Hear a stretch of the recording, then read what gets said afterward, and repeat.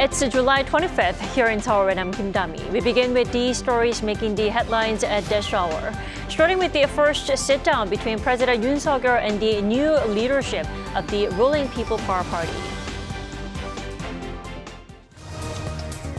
Just a day after the ruling People Power Party convention, President Yoon hosted its new leadership, including newly elected PPP head Han Dong-un, where he called for a close unity between the top office and the ruling party. Refunds and payments are being delayed by South Korean affiliates of Singapore-based e-commerce platform Q10, causing market chaos. Hundreds of customers ran to the headquarters in Central Seoul overnight to get their money back. In an effort to shore up U.S. support in the Gaza war, Israeli Prime Minister Benjamin Netanyahu addressed Congress on Wednesday, calling for his country and the U.S. to stand up together. He also called pro-Palestine protesters Iran's useful idiots. Just a day after the ruling People Power Party convention, President Yoon hosted the newly elected party leadership and called for close unity between the top office and the ruling party. The event on Wednesday was also attended by the president's senior secretaries and also by the candidates that didn't win their leadership bids. President Yoon also acknowledged those candidates for the hard work during the past month for their campaigns. He also requested for newly elected PPP chair Han Dong-un to show strong leadership while calling on everyone at the event to help Han lead the party. Han, in response, said he will work hard to make the Yoon administration successful and to win the next presidential election as well. Now, according to the top office, the event lasted around 2 hours. South Korea and the Czech Republic will establish a government hotline and hold regular meetings to coordinate nuclear energy cooperation after a South Korean consortium last week was named the preferred bidder to develop the Dukovany nuclear power plant. According to President Yoon's office, his two envoys sent to Prague met with the Czech Prime Minister on Wednesday local time. As they deliver Yoon's letter of gratitude, Prime Minister Petro Fiala reiterated his congratulations on Korea hydro and nuclear power selection as the preferred bidder. The two countries agreed to install a hotline between their respective industry ministries to support follow-up measures. President Yoon is expected to visit Prague in September to further discuss the project. Washington has issued fresh sanctions against a network of 6 individuals and 5 entities based in China who are accused of helping North Korea's ballistic missile and space programs. According to the U.S. Treasury Department on Wednesday, the North continues to leverage foreign incorporated companies to purchase goods for its missile and weapons programs, adding that the companies repackaged the materials to conceal the true end user from the manufacturers and distributors. It added that Pyongyang continues to use an extensive network of overseas agents to help them procure materials and components needed. The latest sanctions come amid the regime's continued violations of UN Security Council resolutions, including a failed attempt at launching a military spy satellite launch back in May. Israeli Prime Minister Benjamin Netanyahu called for continued support from the U.S. in his country's ongoing fight against Hamas. But the speech was met with a massive protest outside Congress, and a large number of Democrats boycotted the speech, including Vice President Kamala Harris. Lee Seung-jae reports. Amid heavy controversy over the handling of the prolonged conflict in Gaza, Israeli Prime Minister Benjamin Netanyahu stood before Congress on Wednesday and called for continued support from the United States. In World War II, as Britain fought on the front lines of civilization, Winston Churchill appealed to Americans with these famous words: "Give us the tools and we'll finish the job." Today, as Israel fights on the front line of civilization, I too appeal to America. Give us the tools faster, and we'll finish the job faster. The Israeli leader also stressed that Israel will achieve total victory and nothing less, which he said means that Israel will fight until it completely destroys Hamas's military capability, ends its rule in Gaza, and brings the hostages home. He added that his vision of a post-war Gaza is a demilitarized and de-radicalized Gaza. However, Netanyahu's speech was not completely met with open arms as some 50 Democrats decided to boycott it. These included several high-profile Democrats, such as Vice President and potential presidential candidate Kamala Harris and former House Speaker Nancy Pelosi. The protest could signal that a potential win by Harris come November's presidential election could mean the end of support from Washington to Israel. Netanyahu's speech was also met with thousands of protesters outside Congress. Many accused Netanyahu of being a war criminal, as the Israeli military's operations have led to tens of thousands of Palestinian civilians being killed, including women and children. The U.S. Capitol Police announced on its social media page that 5 people in the House gallery were arrested for disrupting the speech, adding that disrupting the Congress and demonstrating in the congressional building is against the law. The Israeli leader was not shy about blasting those protesting his speech, calling the protesters useful idiots of Iran and accusing Tehran of funding the anti-Israel protests. Lee Seung-jae, Arirang News.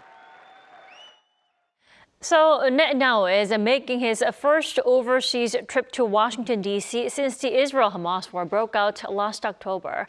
The purpose of his visit, though, may be more than just delivering a speech at the Congress. Let's turn to Professor Robert Lawrence for more. Good morning.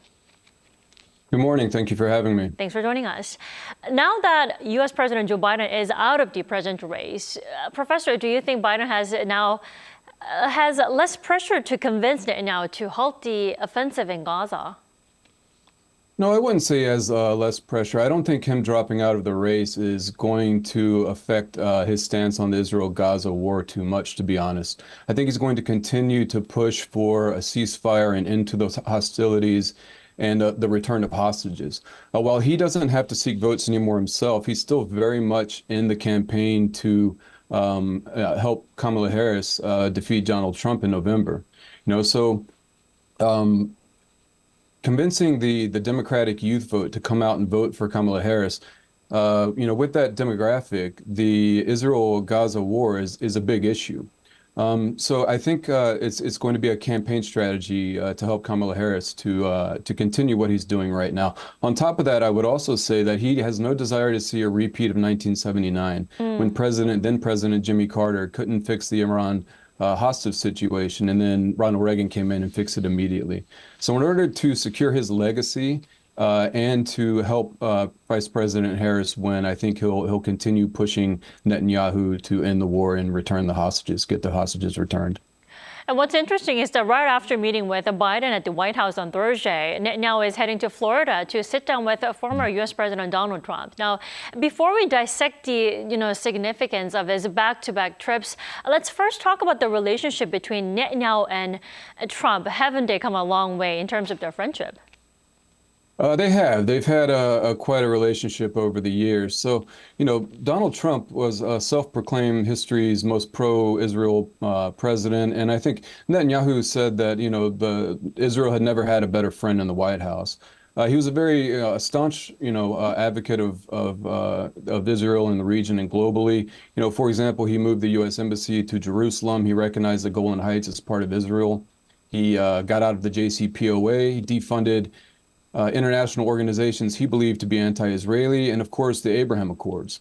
So after all of this, what happened was, after then President Trump lost the 2020 election to Joe Biden, he was challenging this in the courts, in the U.S. courts. And while the challenge was still going on, Netanyahu congratulated Joe Biden for his victory.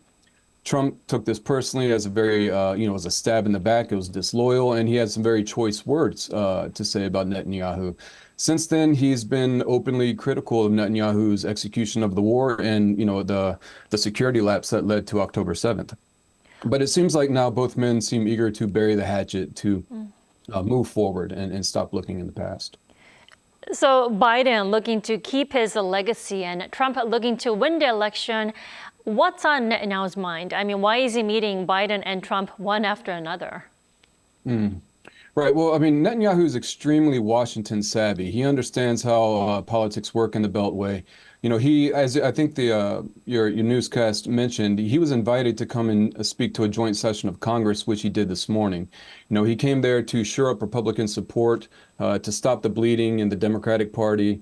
And he wanted to frame the U.S.-Israeli relationship as a mutual beneficial one and the most important relationship in the region.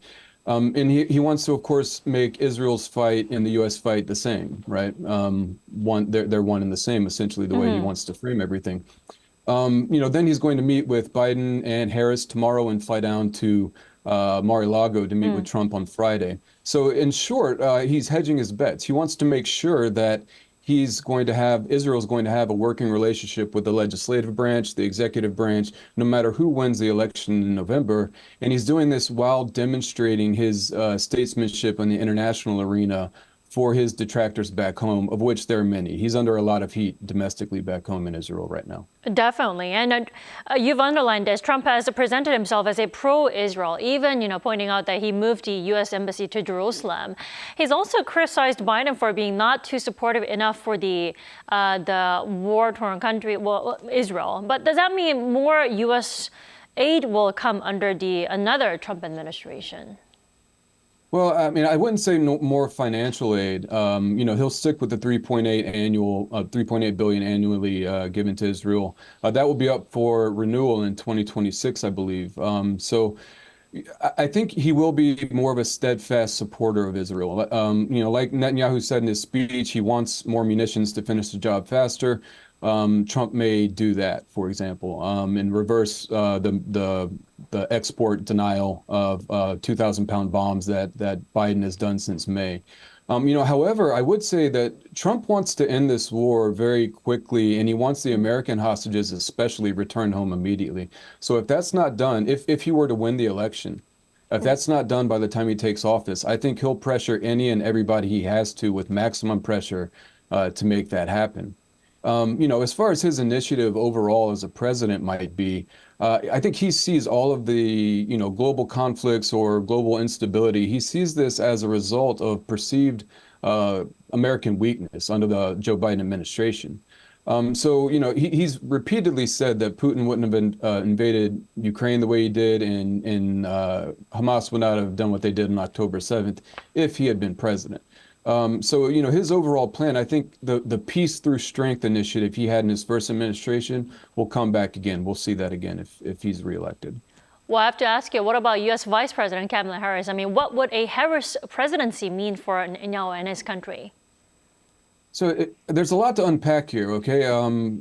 Vice President Harris has very deep ties to the Jewish community and to Israel. She's had a very on and off again relationship with AIPAC over the last decade. She's always supported Israel's right to defend itself, but in recent years, she's been more willing to criticize Israel publicly as well. For example, earlier this year in March, she was the first administration official to call for a ceasefire. In the days following that, she openly criticized the lack of planning for the day after and the execution of the war. And she's even shown some support for anti-Israel protests in the United States. So, at the end of the day, as far as electoral strategies go, if she wants to beat Trump this November, she's going to need to mobilize the youth progressive wing of the Democratic Party and some of the, and swing states. And in swing states like Michigan, she's going to need to mobilize the Arab vote. And one way to do this is, of course, to be tougher on Israel. Definitely. Yeah, so but she also, she might be, it may be too little too late for a lot of the people that she's trying to reach.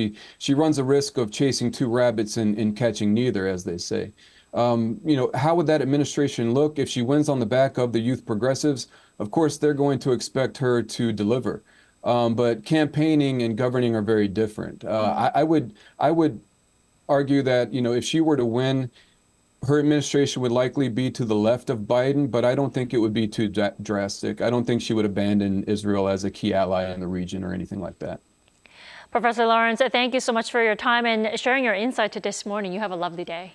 Thank you very much for having me. You have a great day too. Bye-bye.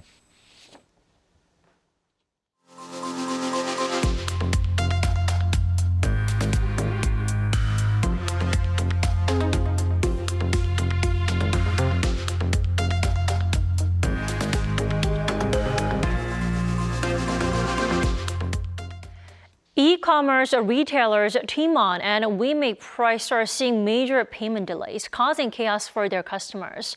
Credit card transactions are blocked, and banks have also stopped pre-settlement loans. Our Kim Jong-sil has the latest.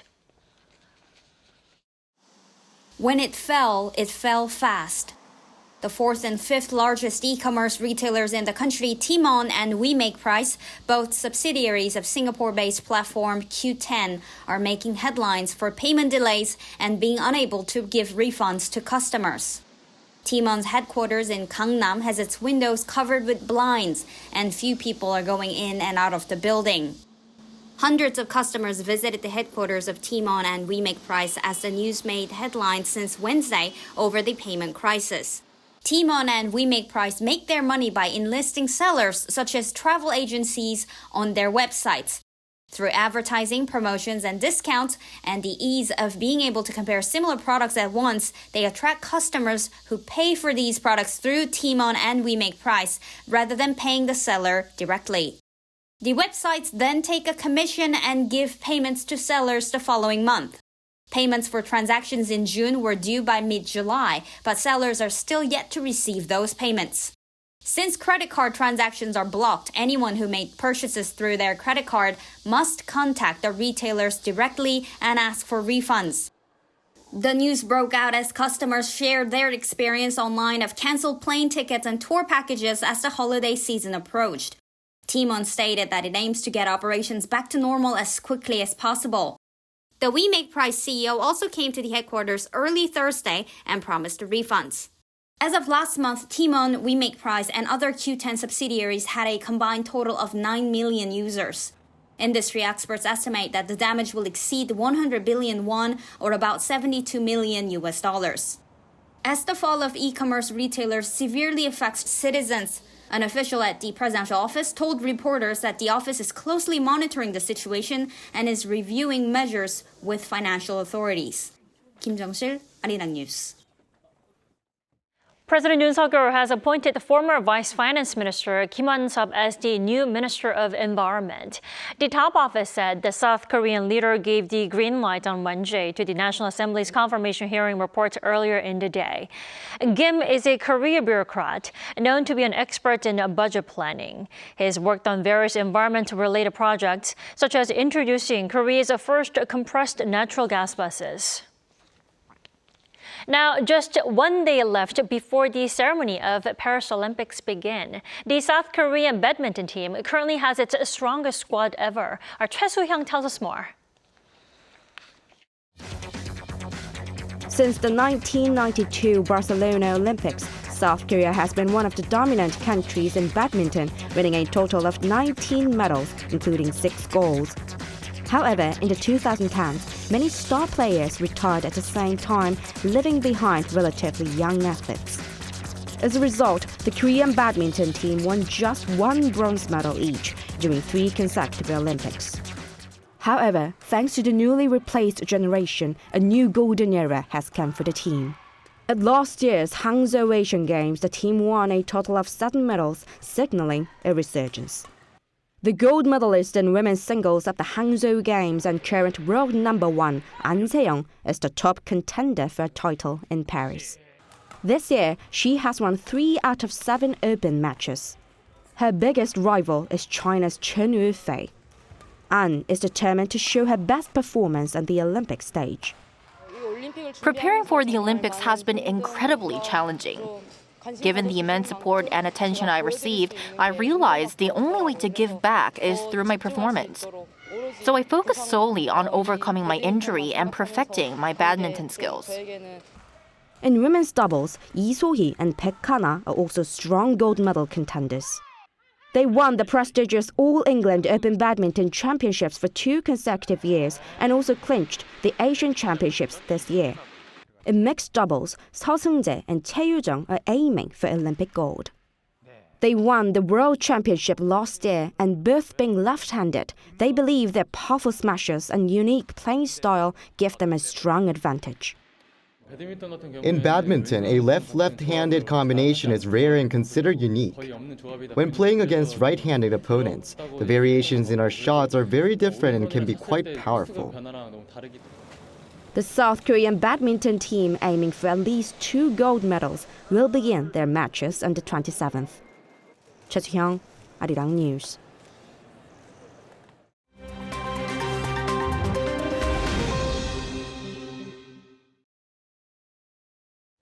Good morning, I'm Kim Xiang, and this is The World Now. Typhoon Gami, with wind speeds of around 240 kilometers per hour, has made landfall on Taiwan's east coast, wreaking havoc on the island territory and leading to the suspension of financial markets, schools and work. Gami, expected to be the strongest storm to hit Taiwan in 8 years, has already killed 3 people and injured over 200. Almost all domestic flights and over 200 international flights have been cancelled, while rail services have been suspended. High-speed trains will still run, according to the Transport Ministry.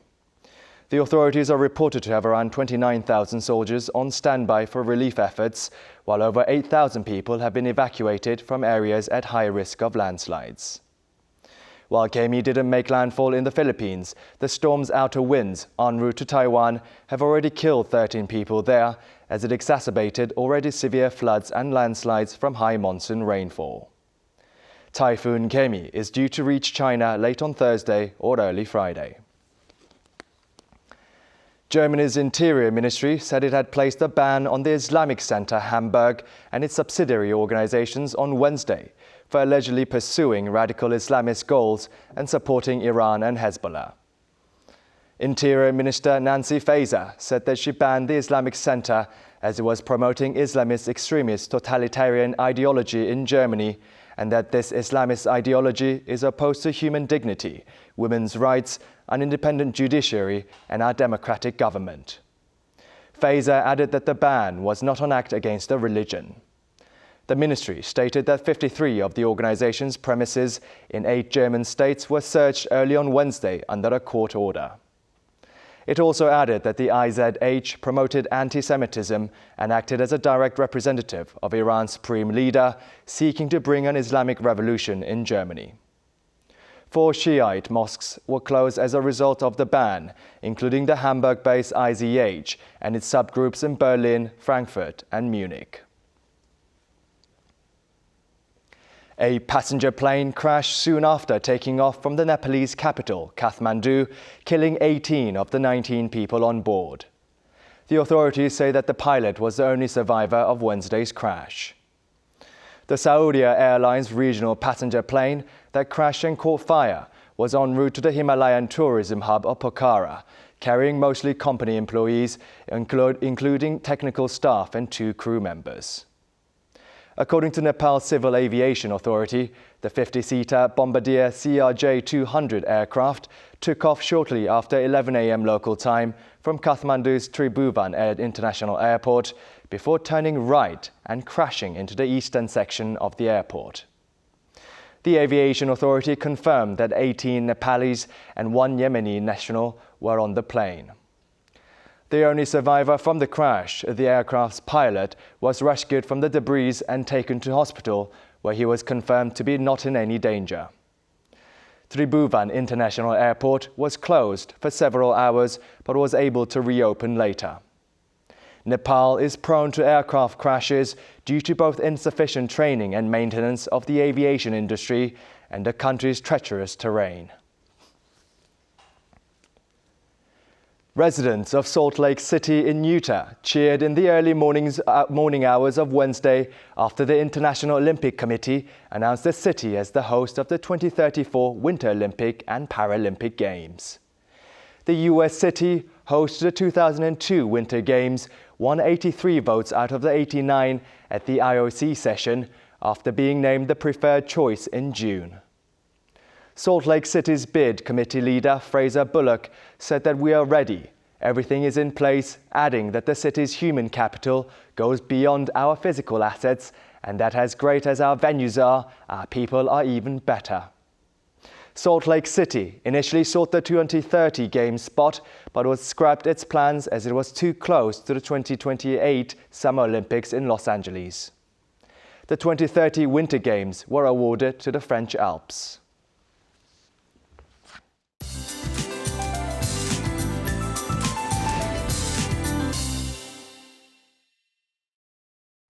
Good morning. Most parts of Korea had a tropical night, with parts of Jeju seeing a low of 29 degrees this morning. Heat wave alerts remain in place on this Jungbok, the onset of the second phase of the midsummer heat based on the lunar calendar. Along with the heat, UV rays will be high or very high across Korea. Have your sun gear handy when heading outside. But that doesn't mean we don't need an umbrella today. There is a chance of passing showers in most parts during the afternoon. Southern provinces could see heavier rain of 30 millimeters an hour. Afternoon temperatures will go up 2 to 4 degrees higher this afternoon, topping out at 35 degrees in Daegu and Gyeongju this afternoon. Now, Tropical Storm Gaemi has made landfall in Taiwan and will hit southeastern China this afternoon.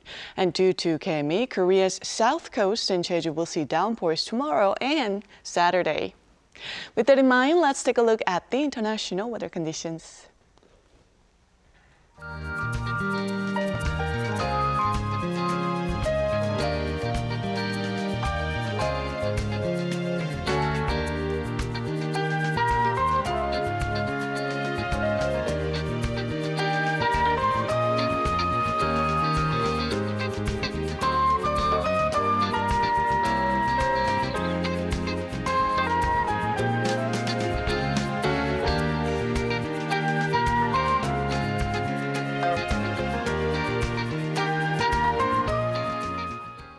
We thank you for watching New Day at Arirang. We'll be back tomorrow at the same time, 9 a.m. Korea time.